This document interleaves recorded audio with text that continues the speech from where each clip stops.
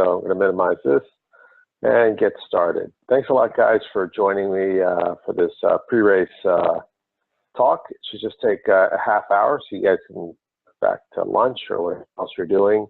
Today, George Reagan and myself and Alejandro Reagan, we are the energy behind CityTri. We're incredibly passionate about running and just an active lifestyle. And we've been putting on the Mother's Day half marathon for several years. It was an outgrowth of what used to be the Mother's Day duathlon. We used to put on a lot of multi-sport events, triathlons, duathlons. We've kind of just put most of our focus on the half marathon distance in the New York City area. So we really enjoy it. And we're looking forward to this weekend's race. So we have a good number of participants, around 350 this year, registered at this point, and we have about 65% of them are women, and I think about 10%, 15% of them are from out of the New York City. So I don't know, that doesn't really matter to you guys, but I'm just going to go through the course now just to kind of give you guys an idea as to what this looks like. First off, here's what the starting line looks like. And the starting line is going to be at a location that is different than the finish line. It's about 1/10 of a mile from the finish line. We're going to direct you on how to get to the starting line when you come in for registration. And there'll be a nice light jog, a warm-up jog to be able to get there. And then we'll kick things off. When you do line up in the starting area, make sure you're on the inside of the loop so that you're out of the way of any cyclists that are crossing, that are going by. There's always a good number of pedestrians and cyclists that are going by. We don't want anyone to get hurt.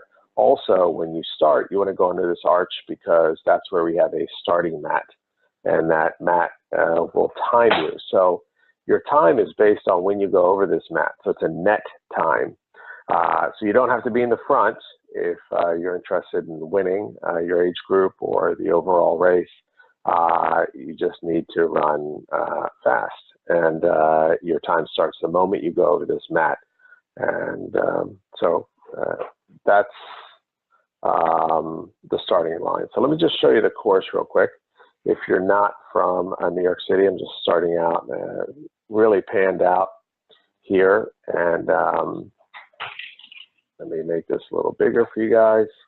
And as you guys can see, this is New York City. Up here is the Bronx. Over here is Queens. And this is the famous Manhattan. Across the river is Jersey City. And this is Staten Island, the forgotten borough. And so we're just going to pan in real quick to the heart of Brooklyn, which is Prospect Park. Prospect Park is one of the most beautiful parks, urban parks in the United States. And it also includes the highest natural point in the entire city. So it's hilly, and you guys are going to experience that when you're running. So we're going to go off down to the bottom here. So just first off, to get to the starting area, which is right here where you see these little water stations area. This is called Parkside Avenue, this street here. And let me just see if I can show you guys a quick, maybe a map is a little better. So there's a metro stop here, which I think is the Q. On Parkside Avenue. You can also get off on Prospect Park. There's nothing more than 1/10 of a mile over. And if you get off on Prospect Park subway stop, you can go into the park and just go along the loop, and you'll be here in 10 minutes at the most. And here, this is about a 5-minute walk. And there's a McDonald's here where you can get a hot coffee if you'd like. And there's also a good coffee shop over here. I forget the name, but anyways, there's an entrance off of Parkside right here, the side of the street. So there's also entrances on the corners. You can also take the F train over to Fort Hamilton Parkway, stop there, and get off of there to get into the park.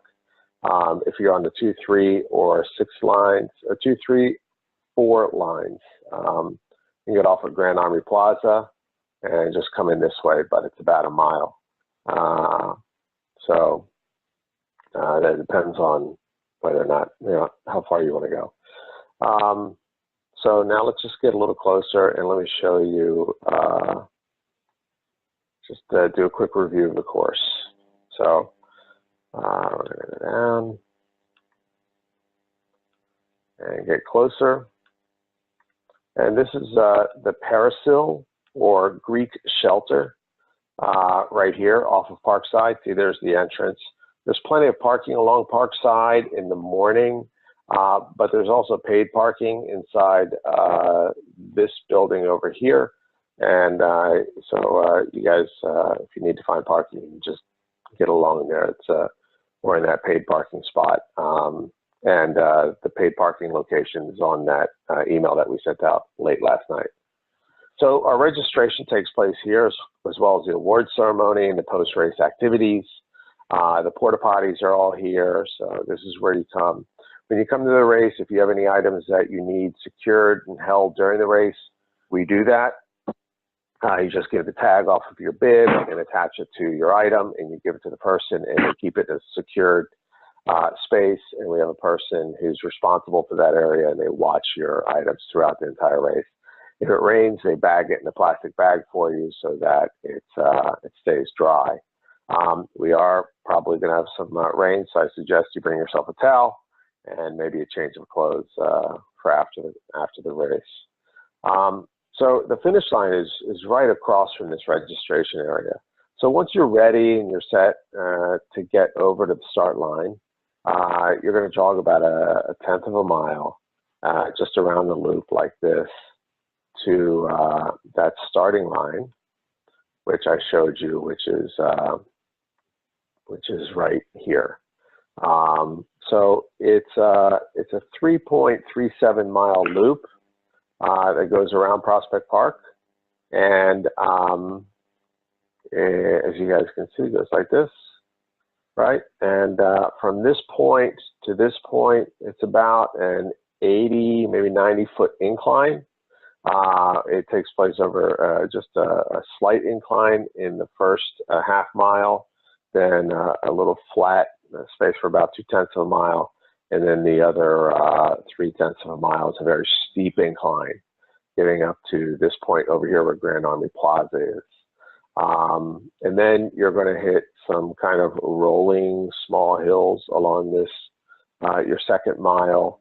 And then from the second mile to the third mile, you start going downhill with a slight decline around 1 3/4 of a mile to about 2.5 miles. And then the last half mile of your 3-mile run here is very steep decline. So here you have a steep decline, here is very high incline. So when you're starting off the race, you want to pace yourself as you're going up this really high incline. And the crowd's going to thin out very quickly as you take off because of that. And we have a water station over here at about a 1/4 mile from the start. And then a water station here about 2 1/4 miles in, and then a water station at the finish line. So if you're going to go around this 4 times, you're going to hit water stations 12 times. And so that's about a little more than 1 per mile, I think, right? Yeah. So that's pretty good. So it's pretty well supported.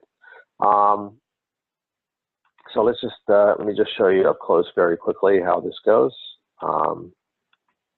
You can see clearly it's a pretty wide path, and it has lines on it. We'll talk about that in a bit. And you just stay on the inside curve as you go up past. And there's a couple intersections here, but it's pretty clear that if you stay on this inside curve that you won't get lost.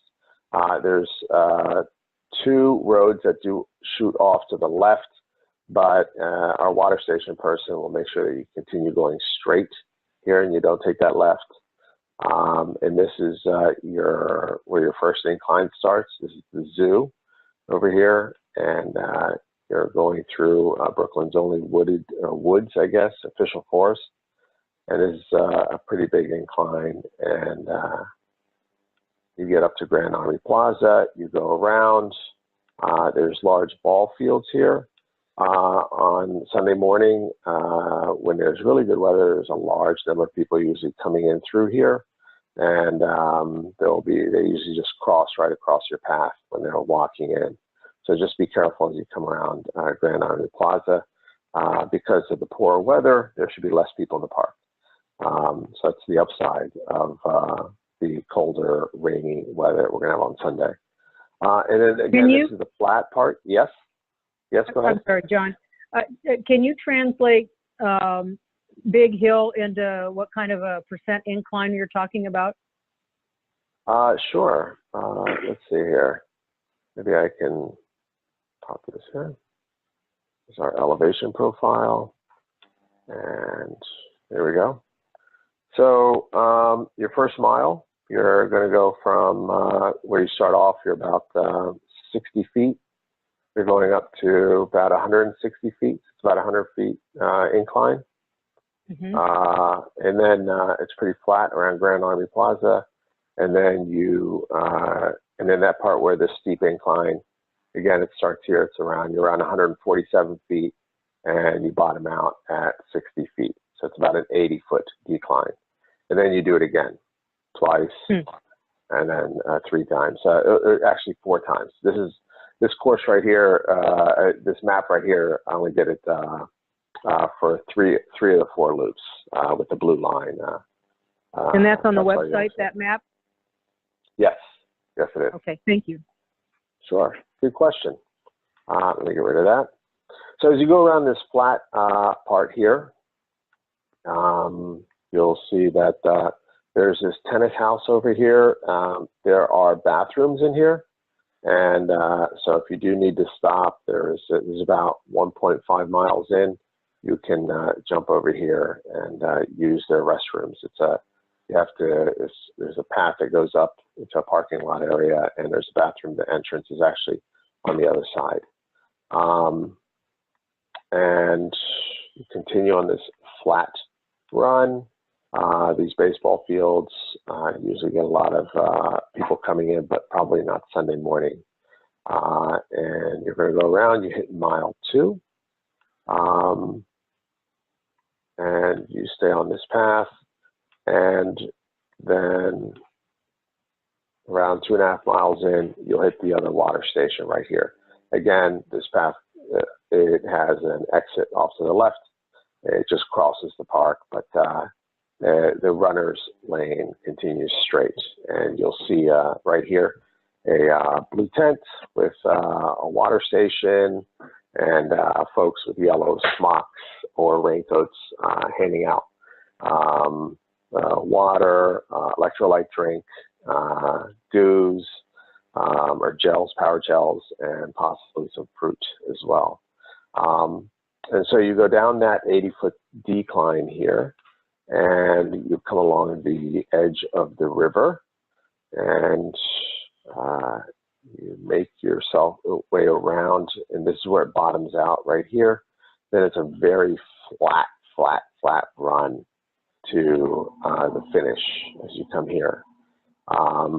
So we're going to talk about these runner's lanes very quickly, just to make sure we're clear. So this is what it looks like when you're running for most of the park. You can see that there's the runner's lane it allows you to go in both directions. The biking lane has a fast lane and a slow lane, and then there's a lane for just some vehicles. But there are no cars in the park, and so the only vehicles that will go through this will be like, Department of Recreation vehicles or police officers who need to use this access, or emergency vehicles. So when you're running along here, there are a couple key things to note. First off, if it gets a little too crowded and you're passing someone and you get into this striped line area, or sometimes it's just a single line, look behind you to make sure you don't get hit by a bike. Cyclists really like to train in this park, and so they'll go pretty fast through here. And also, the second thing is that just get out of anybody else's way. If they're standing right in the middle of the road, if they're walking with their baby stroller, if just go around them and slow down, or even stop if you have to. The most important thing out of this is that we can continue having really enjoyable races and that no one gets hurt. And the best rule of thumb is that your time in the race is probably less important than someone getting hurt. So the best practice we can have is that, because there's a lot of other people using this park at the same time, that you, the runner, should just get out of their way, or even stop if you need to. And I'm sorry it's not a completely closed course, but that's the best that we can get in New York City.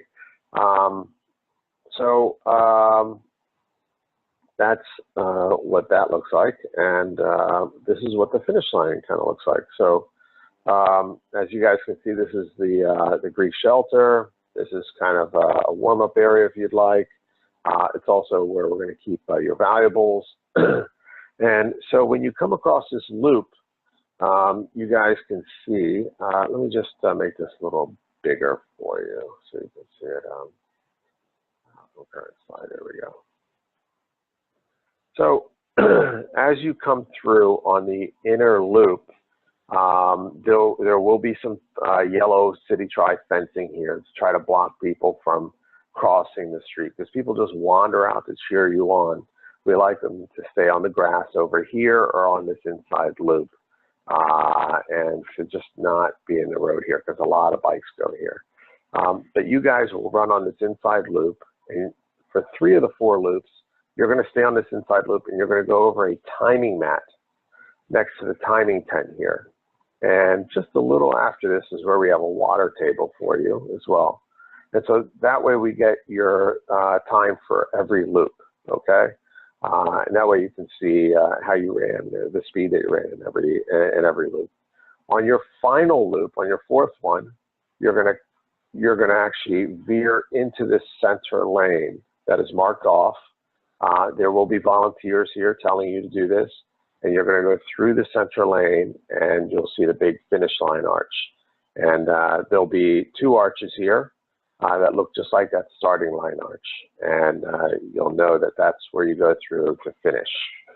When you're done, we will award you a nice medal, and we'll also direct you to try to go across this way, walk around this way, and then use the crosswalk to get back over to the shelter area for the post-race activities.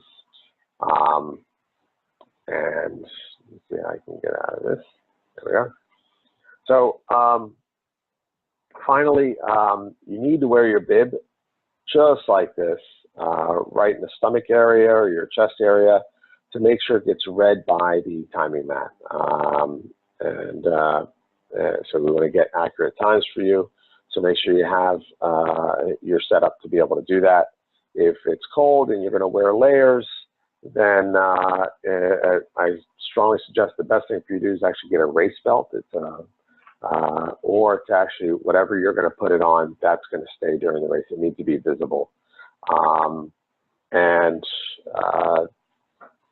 Packet pickup, it's open at 8 a.m.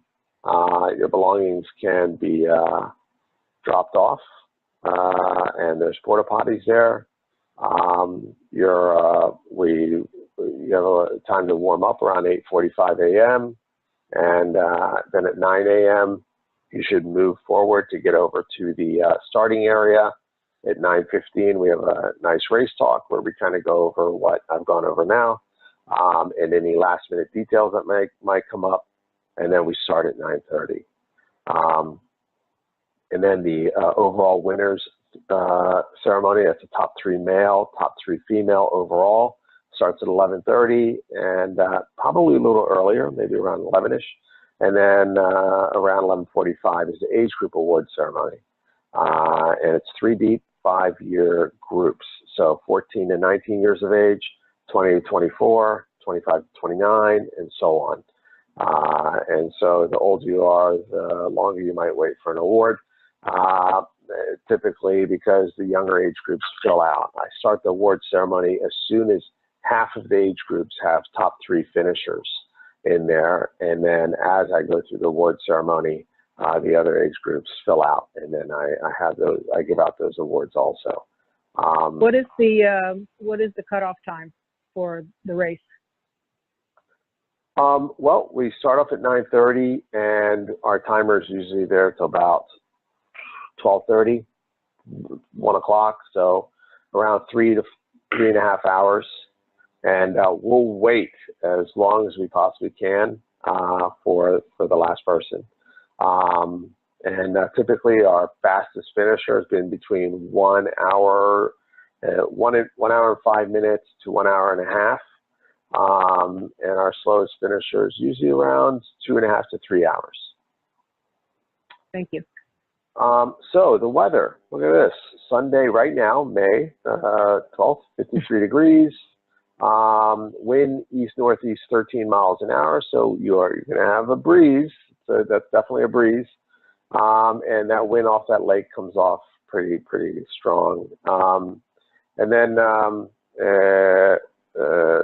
and so we strongly suggest you come and prepare for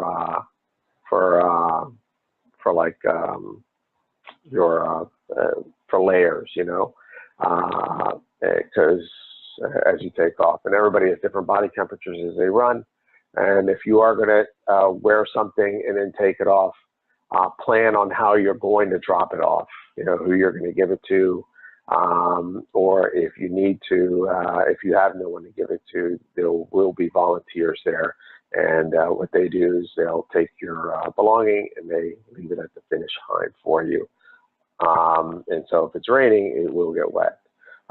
Last thing is, if it is raining and there is lightning present, then what we do is we initially put the race on hold, and for 15-minute segments, and we wait to see if we can start the race.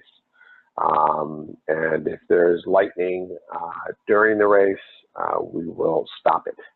And as people come around, we will ask them to get off of the road and get beneath shelter. Any questions from anyone? Any thoughts? And we have several people here online, Michael, John, Mary, and I think a couple other people joined us as well. And any questions about the course, about parking, about awards, about the timing? No, thanks. That's a good overview. Great. Thank you very much. So I look forward to seeing you guys on Sunday. Enjoy your race. Take care. Thank you so much for joining me today. Thank you. Bring sunshine. We're crossing our fingers. Take care. Bye-bye. Bye.